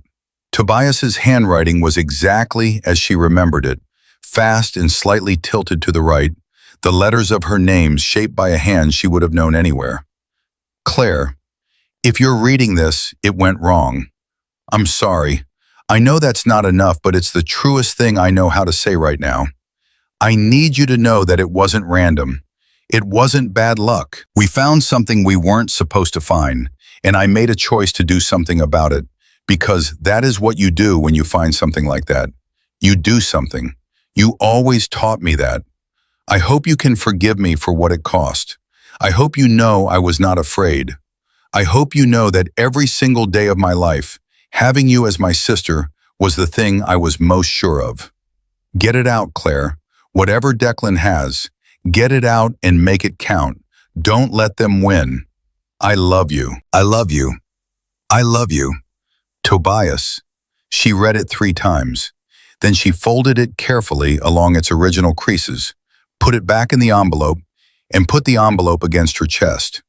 She did not cry, but she sat there with her brother's last words pressed against her heart, and she let herself feel the full weight of 3 years of not knowing, and the strange, aching, entirely unexpected gift of finally knowing, and knowing that it mattered, that it meant something, that the choice he made in the dark on the side of a mountain had not been in vain.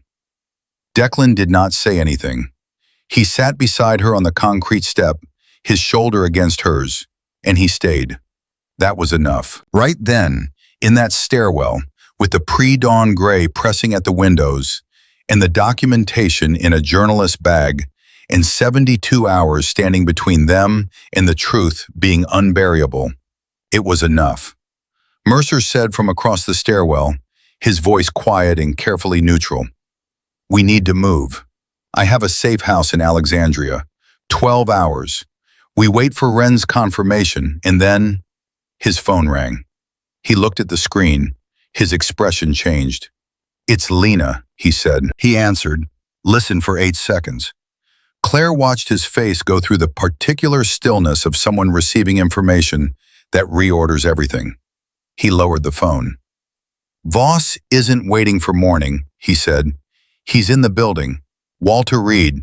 He's in Sterling's office right now with 2 federal agents, and he is not asking about Declan." He looked at Claire. "He's asking about you." Claire felt the words land the way a second impact lands in trauma. The first hit you see coming. The second one finds the place the first one already opened. Voss was at Walter Reed, not looking for Declan, looking for her. "Sterling," she said immediately. "What about him?" Mercer said. "He signed the imaging order. His name is on the transfer paperwork. If Voss is in his office right now with federal agents." She was already thinking through it, running the chain of events the way she ran a code in the trauma bay, backwards from the outcome to find the breakpoint. Sterling is going to tell them everything he knows, not because he's corrupt, because he's not.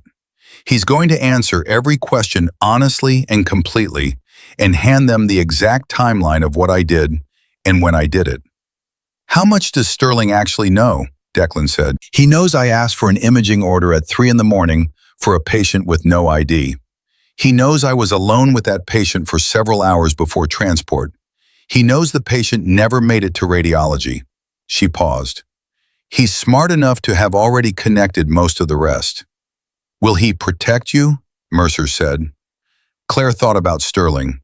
About 22 years of careful, political, self-preserving caution. About the way he'd looked at her when he signed that order. The slight narrowing of his eyes that said he knew something was off and was choosing to trust her anyway. "He'll tell the truth," she said. "That's not the same as protecting me, and it's not the same as hurting me. It's just the truth." "The truth is enough for Voss to build a material witness case," Mercer said. "He doesn't need to prove you did anything criminal. He just needs legal authority to bring you in for questioning. And once you're in a room with Voss's people, the documentation is the only thing that keeps you safe. And right now the documentation is in Ren's bag." "Then we need Ren to move faster than 72 hours, Declan said. "I just told her 72 hours. "Call her back." Mercer was already dialing. Claire stood up and paced 2 steps and came back because the stairwell was not big enough for the kind of pacing her nervous system wanted to do. Declan watched her from the step with the quiet attention she had come to recognize as his particular form of presence. Not passive, not removed, but fully there, tracking everything. "You should go," he said. She stopped pacing. "What?" "To the safe house, with me and Mercer. You should go and stay off the grid until Ren publishes." He held her gaze. "You don't have to be the one standing at the front of this. You've already done everything that mattered. You got me stabilized. You got us out. You got the documentation to Ren." His voice was careful, deliberate, the voice of a man making an argument he believed in, but expected to lose. "You could step back now." Claire looked at him for a long moment. "Could you?" she said. "If it were Tobias's story instead of mine, could you step back?" He was quiet. "That's what I thought," she said. Mercer lowered his phone. Ren picked up. "She's already been in contact with her editor. She says the documentation is strong enough that she can compress the timeline. She's talking 40 hours instead of 72 if authentication goes clean." He looked at them both. "But she needs one more thing." "What?" Declan said. "On-record testimony, not background, not unnamed source. She needs someone willing to attach their name to the story in print." He paused.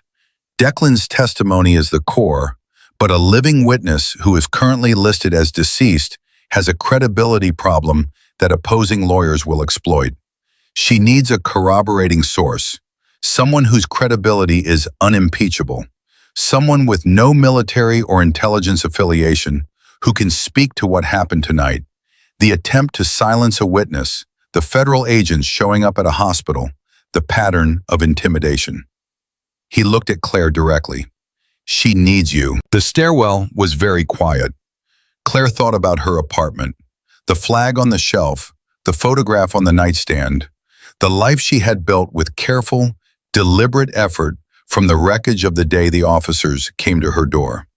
She thought about 6 years of doing her job with the kind of discipline that kept the broken things inside from showing. She thought about sitting in a chair at 3 in the morning beside a man she hadn't known was alive and hearing the story of how her brother died and making the choice to not walk out.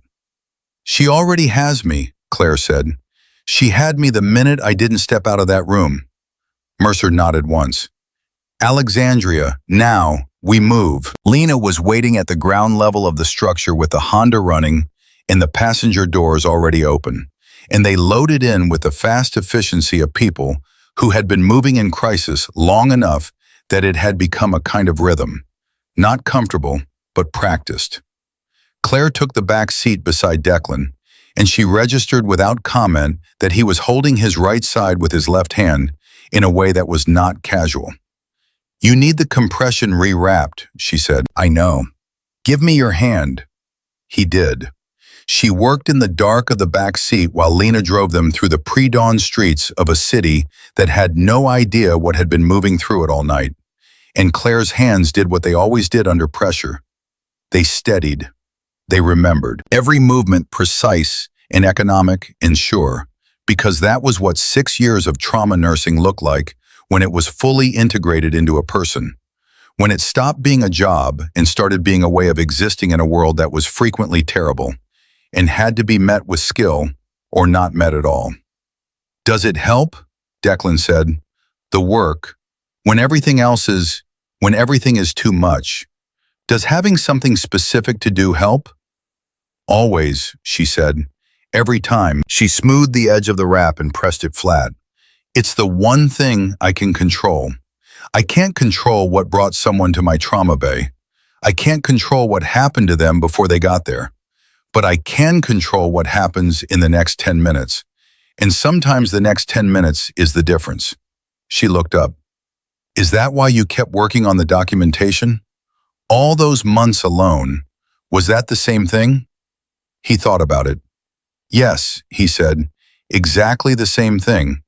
They looked at each other in the dark back seat, and in that look was the particular recognition of two people who have found in the other person the same essential coping mechanism, the same reflex toward action when stillness would mean falling, and the strange, grounding comfort of being understood that precisely without having to explain it. Lena said, We're 8 minutes from Alexandria. Mercer's phone buzzed. He looked at it. His body language changed. Something contracting, something sharpening. Voss just left Walter Reed, he said. Lena's contact at the hospital says he had Sterling sign an affidavit before he left. What kind of affidavit? Claire said. Attestation of unusual staff conduct. It's not a criminal filing, not yet. It's the administrative groundwork for one. Mercer turned in his seat. He's building a paper trail. He needs to be able to demonstrate that any action he takes against you is procedurally justified. It's cover. He paused. He's going to move on you legally before he moves on you any other way. You're a civilian, a nurse. He can't make you disappear the way he made Declan disappear without a trail that's too visible. That's something, Declan said. It's a window, Mercer said. A narrow one. He files a formal material witness motion. He can have her picked up for questioning within 24 hours. That's the deadline. Wren needs to be in print before that motion is filed. 40 hours, Claire said. Wren said 40 hours, which is 24 more than we have if Voss moves at first business hour. Mercer's voice was even, but the evenness itself communicated everything. The math was bad. Everyone in the car knew the math was bad. Declan shifted, and Claire felt the small catch in his breath that he immediately smoothed out. The material witness motion. Who has to sign off on it? Judge Advocate, JAG Corps. He'd go to... Mercer stopped, very slightly. The pause was short, but Claire caught it, and she saw that Declan caught it too, because his head turned toward Mercer with a precise, focused attention.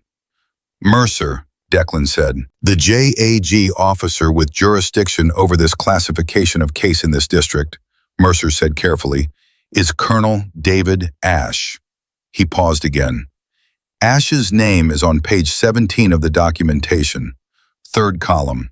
He's not a primary, but he's in the network. The weight of that settled over all of them. So the judge who has to authorize the legal action against Claire, Declan said slowly, is a man who is himself named in the documentation that Claire helped retrieve. Yes, Mercer said, which means if Voss goes to Ashe, Ashe signs whatever Voss needs and buries whatever trail leads back to him in the same motion. Mercer's voice was flat. That's the architecture. That's how it's survived this long. Every failsafe points back into the network. Claire said, is there a JAG officer with jurisdiction who is not in that envelope? Mercer thought for 3 seconds. There's one. Lieutenant Colonel Sandra Reeves. She operates out of the Pentagon. She has concurrent jurisdiction on cases with intelligence community overlap. And as far as I know, she is completely clean. He paused. But invoking her jurisdiction means formally alerting the Pentagon chain, which includes Brask, Declan said. Yes. So every clean path goes through someone dirty, Claire said. Not a complaint, a calculation. She was quiet for a moment, and then something shifted in her thinking. The particular lateral movement her mind sometimes made in the trauma bay when the obvious approach was blocked, and the solution was something that wasn't in the protocol. What if the path doesn't go through the military justice system at all? Mercer looked at her. Wren doesn't need a JAG officer, Claire said. She doesn't need congressional oversight. She doesn't need any channel that Voss has compromised. She needs an editor and a lawyer and a printing press. She looked at Mercer. What she needs is time. And what gives her time is making sure Voss doesn't know how close she is until it's too late for him to stop it. He's going to find out she has the documentation, Declan said. The moment his people breach that storage unit, he'll know the documentation is gone. He won't know where it went. Claire held Declan's gaze. Unless someone tells him. Nobody in this car. No, she said, but Mercer made a phone call to Wren from a traceable number. Mercer said nothing. His jaw tightened almost imperceptibly. If Voss has access to DIA call logs, and based on everything in that envelope, he does, he can pull the call record. He can see that Mercer called a known journalist at 4:17 in the morning. He might not know what was said, but he knows the connection was made. She looked at Mercer steadily. How long before he pulls that log? If he's moving fast, Mercer checked his watch. An hour, maybe less. Then we have less than an hour before Voss knows Wren has the story. And the moment he knows, he goes after her, Declan said. Not legally, not carefully. He goes after her the way he went after Holloway. The Honda went quiet except for the engine and the sound of the city passing outside. Claire looked at Tobias's letter in her hand. She had been holding it without realizing it, had taken it back out of her pocket somewhere in the last few minutes without consciously deciding to. She looked at his handwriting. Get it out, Claire. And she made a decision the way she made all her real decisions. Not with deliberation, but with the sudden, absolute clarity that came when she stopped thinking about whether and started thinking about how. Call Wren back, she said. Tell her she has 40 minutes, not 40 hours. That's not possible, Mercer said. Tell her anyway. Claire's voice was steady and certain, and completely without room for argument. Tell her to file everything she has right now with her editor and her legal team and her secure backup system. Tell her not to publish yet, just file. Get it into as many protected hands as possible, as fast as possible, so that even if Voss goes after her, the documentation is already distributed beyond his reach. She paused. She can publish when it's safe, but she needs to make it unkillable in the next 40 minutes. Mercer looked at her for a long moment. Then he looked at Declan. "She's right," Declan said. Mercer dialed. Wren picked up in one ring this time, which told Claire she was already working. Mercer spoke quickly, clearly, with the precise economy of someone who had learned to convey complex instructions under pressure in minimal words. He told her the JAG situation. He told her about the call log. He told her 40 minutes. He listened for a moment, and Claire watched his face for what came back. He lowered the phone. "She says she's already transmitted the core documentation package to her editor and 2 secure legal repositories in the last 20 minutes. He paused. "She says, and I'm quoting directly, 'Tell your people this is already bigger than they know, and I have been waiting 8 months for someone to walk through that door.'" Something loosened in Claire's chest. A knot she hadn't known she'd been carrying since the moment she walked into Trauma Bay 3 and recognized those eyes. The safe house in Alexandria was a ground floor unit in an unremarkable complex, the kind of place that existed to be unremarkable, that had no personality and no memorable features and suited their purposes exactly. Mercer had it in under a minute. Lena parked and came inside for the first time since the hospital, and Claire looked at the cut above her eye and said, "Sit down," in a tone that did not invite discussion, and Lena sat. Claire cleaned the cut and closed it with the supplies from the emergency kit. 4 steri strips, careful and clean. Lena sat through it with the stoic patience of someone who had sustained significantly worse and considered this a minor inconvenience. "Thank you," Lena said when it was done. "Brief. Real." "Thank you," Claire said back. Then she crossed the room to where Declan had settled into a chair with the careful deliberateness of someone who had been holding himself upright on will alone for several hours and was now allowing himself the smallest concession to the reality of his body. She crouched in front of him. She checked the bandaging. She checked the color in his face and the quality of his breathing and the subtle signs that 6 years had trained her to read without instruments. "Talk to me," she said. "I'm functional. That's not what I asked." He was quiet for a moment. "I'm tired," he said, in a way that I don't know how to describe to someone who hasn't been running for that long, not just tonight, 3 years. His voice was low, stripped down to something she had not heard from him before, something without the layers of control and tactical calculation and managed presentation. Just the thing underneath all of it. "I'm tired in a way that goes all the way to the center." Claire looked at him. She thought about what she had said in the stairwell. "One day at a time, you build from what's left." And she thought about whether those words were adequate to this particular weight. And she decided they were not adequate, but they were true. And true was what they had. "You made it," she said. "Whatever comes next, the testimony, the story, all of it, you are on the right side of it. You are alive, and you are telling the truth, and Tobias's name is going to be in that story." She held his gaze. "That matters. It matters completely." He looked at her with those eyes that had seen too much and forgotten nothing, and something in them shifted, something releasing, something that had been held under enormous pressure for a very long time, finally, carefully, beginning to let go. "Yeah," he said, "it does." Mercer came in from the other room. "Wren just confirmed. Full documentation package is in 4 secure locations. Her editor has been briefed. Legal team is assembling in," he checked his phone, "45 minutes. She says barring direct physical interference with her in all 4 repository locations simultaneously, the story is unkillable as of right now." He looked at both of them. "She said to tell you, and again direct quote, 'It's done. They just don't know it yet.'"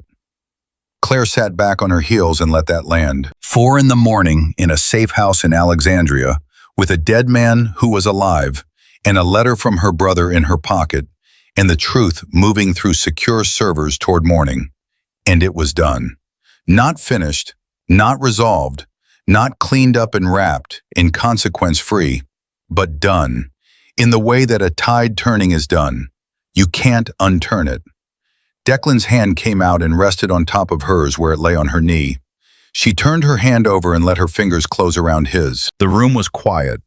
Then Mercer's phone rang again, and they all looked at it, and Mercer answered and listened. And his expression moved through something that Claire had not seen on his face before. Something cracking open slightly. Something raw and real behind the professional composure. "She's out of surgery," he said when he lowered the phone. "Holloway. She's out of surgery and she's stable." He paused. "Her chief of staff has been briefed. Holloway says." His voice broke very slightly on the next sentence, and he put it back together with evident effort. "She says she wants to see the documentation when she's out of recovery." Nobody spoke for a moment. Then Declan said quietly, "She's going to be all right." "Yes," Mercer said, "she's going to be all right." Lena made coffee in the safe house kitchen, small, practical, without ceremony, and brought it in and set it down without a word. And that was its own kind of statement, that this was the part of the night where you stopped running and drank coffee and waited for morning. Claire drank hers standing at the window, watching the dark begin to genuinely, unmistakably give way. Not just the suggestion of dawn anymore, the real thing, coming up over the edge of the city in layers of gray and pale gold, the way it always came, whether or not any particular night had been survivable. She took out Tobias's letter one more time, read it once all the way through, then folded it back along its creases and held it flat against her chest with both hands pressed over it. "Get it out, Claire. Make it count. Don't let them win." She had. At 7:43 in the morning, Diane Wren's editor sent a single message to Mercer's phone that Mercer read aloud without inflection. "Story is locked. Going to print in the evening edition. Names included. Full documentation cited. Source protection confirmed. It's going." He put the phone down. He looked at the ceiling. He exhaled. At 8:15, Declan's phone, the burner Mercer had given him in the safe house, rang with a number that made him go very still when he saw it. He answered it, said nothing for 30 seconds, then said, "Yes, sir," and ended the call. Claire looked at him. "That was someone I thought was dead," he said slowly. "Another member of my team, someone I thought Voss had gotten to." He stopped, looked at his hands. "He's been under for 2 years. He's been building a parallel record." His voice was quiet and strange and real. "He says he has recordings I don't even know about." Mercer said, "That's corroboration on top of corroboration." "It's enough," Declan said. "It's more than enough." He looked up. "They cannot survive this. Not Voss, not Brask, not any of them. There is no version of the next 96 hours in which they survive this." At 9 o'clock, Mercer received word that Colonel Marcus Voss had been placed on administrative hold pending an Inspector General review, a quiet procedural action initiated by a single oversight official who had read a 3-page summary of the documentation that Mercer had transmitted before they'd left the storage facility. Not an arrest, not yet, but a hold. A pause in the machinery that told Claire everything she needed to know about how fast things could move when the right information reached the right hands. She sat with Declan on the couch in that unremarkable room, and he was quiet, and she was quiet, and the morning came fully through the windows and filled the space around them with ordinary light. "What does it feel like?" she said. He thought about it for a long time, long enough that she thought he wasn't going to answer. Then he said, "Like putting something down that I forgot I was carrying. Like, you forget what it feels like to not be carrying it, and then you put it down, and your hands are empty, and you don't know what to do with your hands." He looked at them. "I don't know what to do with my hands."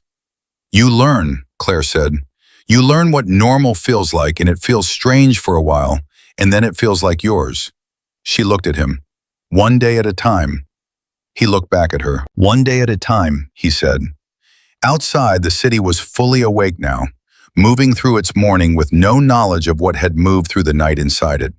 The hospitals and the stairwells and the storage units, in the pre-dawn streets where the truth had been carried from one set of hands to the next, carefully, carefully, all the way to daylight. In the evening, Diane Wren's story ran on the front page of one of the most read papers in the country, with a headline that was 12 words long and said everything without saying anything that wasn't true. The documentation was cited in full. The names were named. A living soldier who had been declared dead was on the record, under his real name, for the first time in 3 years. And at the bottom of the story, in the acknowledgments section that most readers skipped and should not have, there was a single line that read, "In memory of Petty Officer First Class Tobias Bennett, whose courage made this story possible."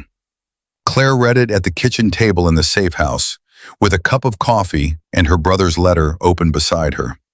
And she did not cry then either, but she put her hand flat on the page of the newspaper and held it there. And that was enough. That was everything. The truth was out. It was in 4 secure repositories in a journalist's legal files, and a front-page story that was already being read by the people who needed to read it. And it could not be buried again. And it could not be undone. And the men who had spent 6 years deciding that the truth was something they could manage and contain and kill when it became inconvenient, had run out of time and out of runway and out of the darkness that had been the only thing keeping them safe. Tobias Bennett had found something he wasn't supposed to find, and he had made a choice to do something about it, and his sister had finished what he started. In a trauma bay at 3 a.m, with nothing but a name and the knowledge of what it meant. And the truth, which had been patient and stubborn and completely unwilling to stay dead, had finally come home.